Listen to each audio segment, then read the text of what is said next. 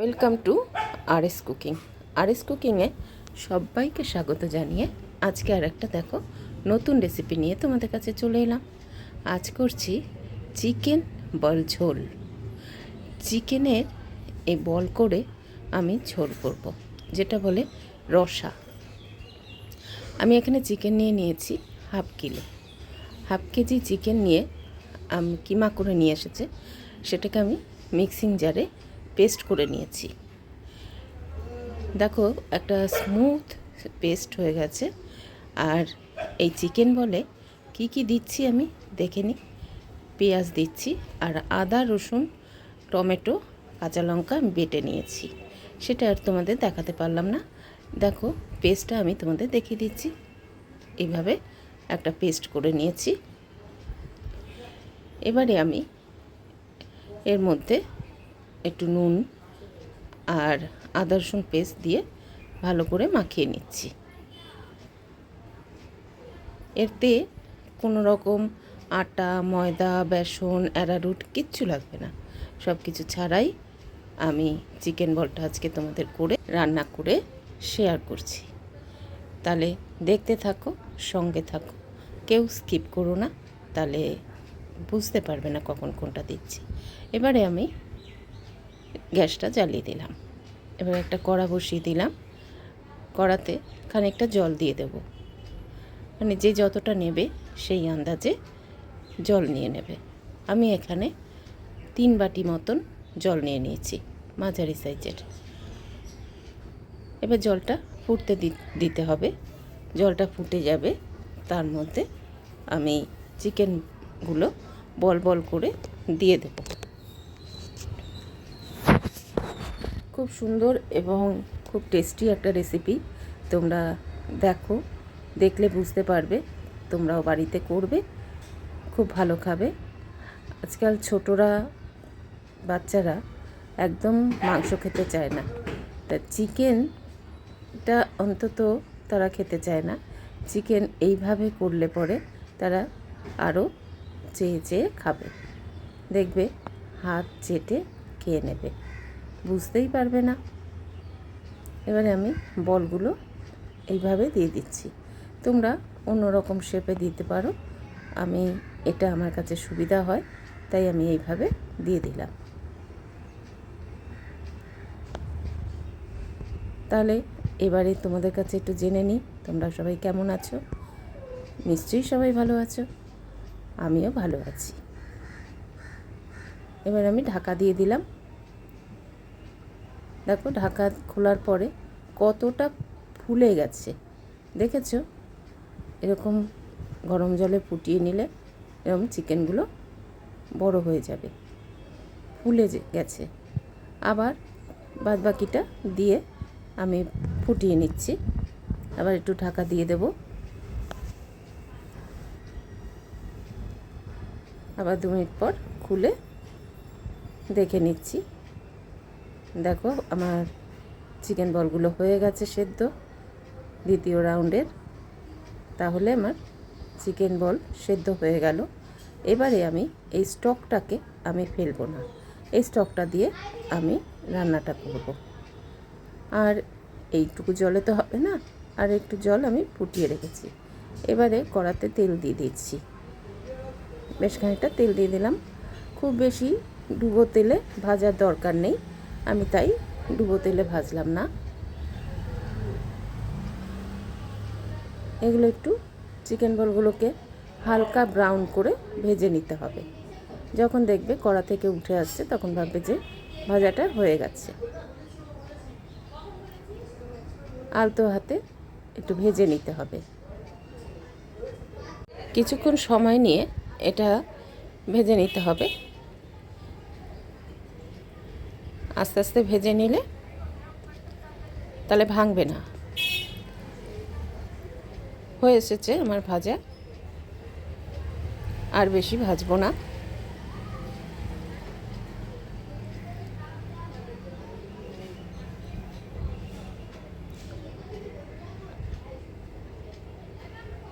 এবার আমি তুলে নিচ্ছি।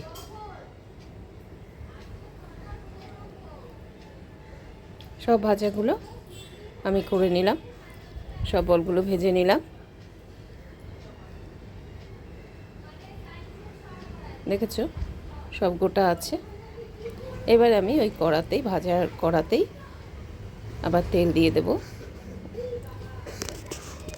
বেশ খানিকটা তেল দিয়ে এবারে রান্নাটা শুরু করব। আমি প্রথমে এলাচ দারচিনি দিয়ে দিলাম। এলাচটা ফাটিয়ে দিয়েছি দুটো, আর দুটো টুকরো দারচিনি দিয়ে দিলাম। এবার দারচিনি আর এলাচ সুন্দর করে ভেজে নেব। যতক্ষণ না ভাজা হয় ততক্ষণ ওয়েট করতে হবে। এবারে আমি পেঁয়াজটা দিয়ে দিলাম। পেঁয়াজটা দিয়ে বেশ খানিকক্ষণ ভাজতে হবে, তবে আমি লাল করে, খুব লাল করে ভাজবো না। তোমরা দেখো, দেখলে বুঝবে। খুব লাল করে ভাজার দরকার নেই।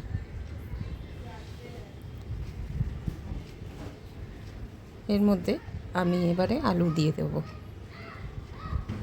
আলুটা তোমরা তোমাদের যতটা লাগবে সেরকমভাবে দেবে। আমি এখানে মিডিয়াম সাইজের দুটো আলু দিয়েছি।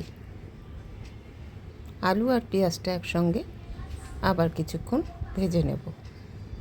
ভেজে নেওয়ার পর আমার ওই বাটা মশলাটা দিয়ে দেব, যেখানে আছে টমেটো, পেঁয়াজ, আদা রসুন আর কাঁচা লঙ্কা বাটা। আমি বাটা মশলাটা দিয়ে দিলাম। এবারে ভালো করে কষাতে হবে।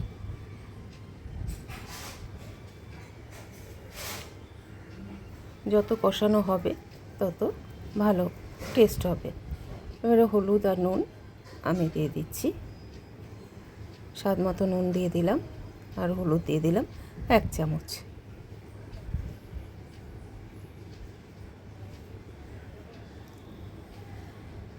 অল্প অল্প জল দিয়ে দিয়ে কষিয়ে নেব। আমি যে স্টকটা রেখেছিলাম সেই স্টকটা দিয়ে আমি কষাবো। আর এমনি আমি গরম জল করে রেখেছি। আমি যে কোনো রান্নায় গরম জলটা ব্যবহার করি। গরম জলটা দিলে কি হয়, ঝোল বেশি টেস্ট হয়। এবার আমি দিয়ে দিলাম রেড চিলি পাউডার, একটুখানি জলে গুলে রেখেছিলাম, সেটা দিয়ে দিলাম। মানে যেহেতু আমি এখানে কাঁচা লঙ্কা দিয়েছি, কাঁচা লঙ্কার টেস্টটা আলাদা রকম হয়। কাঁচা লঙ্কার রান্নায় স্বাদ আলাদা কিন্তু। আর কালারের জন্য দিলাম লঙ্কার গুঁড়োটা। আবার একটু জল দিয়ে দিলাম।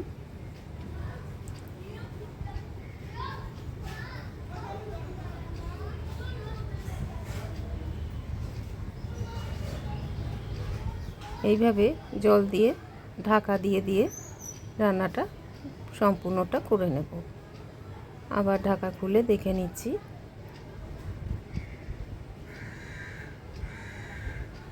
আলুটাও সেদ্ধ হয়ে যাবে এতে, আর কষানোটাও ভালো হবে।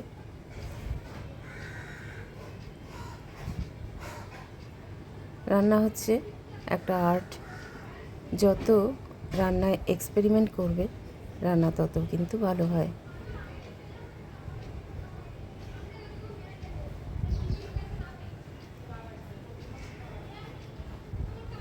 এখনও কিন্তু আলুটা ভালো সেদ্ধ হয়নি। আবার ঢাকাটা দিয়ে দিয়েছিলাম। ঢাকা খুলে আবার একটু দেখে নিচ্ছি।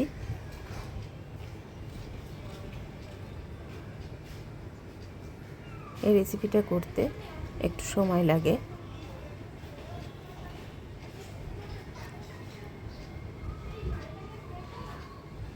আলু বেশি ভালো সেদ্ধ হয়নি। আবার দেখে নিচ্ছি।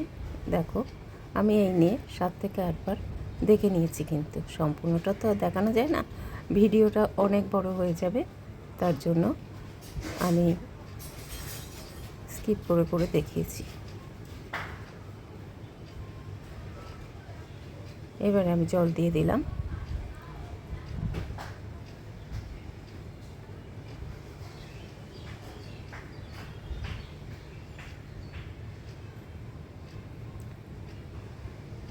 এবার ফোটানো জল দিয়ে দেব। জলটা একটু বেশি পরিমাণে দিতে হবে, কেননা আলুটা আর একটু সেদ্ধ বাকি আছে, আর মাংসের বলগুলো ওগুলো ভিজবে, তার জন্য জলটা অনেকটা টেনে নেবে, ওই জন্য দিয়ে দিলাম জলটা বেশি করে।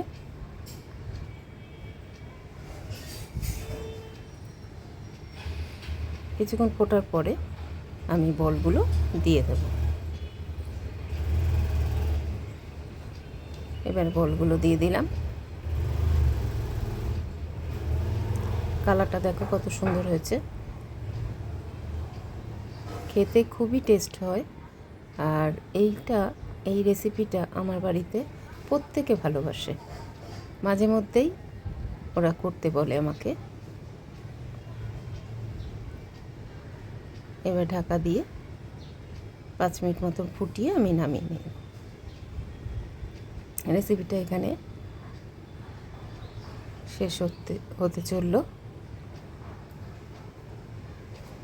তাই তোমাদের রেসিপিটা কেমন লাগলো বলো।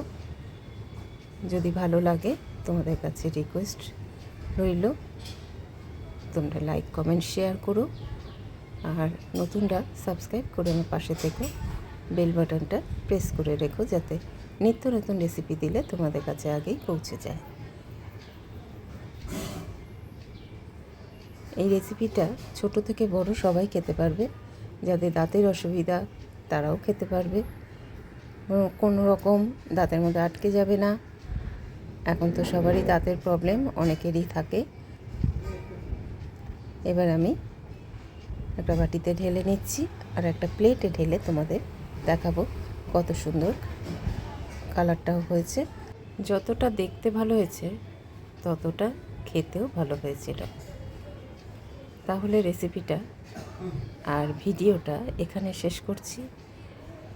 সবাই ভালো থেকো, সুস্থ থেকো, সাবধানে থেকো, আর পরবর্তী রেসিপির জন্য ওয়েট করো। আজকের মতো বিদায় নিলাম, টাটা।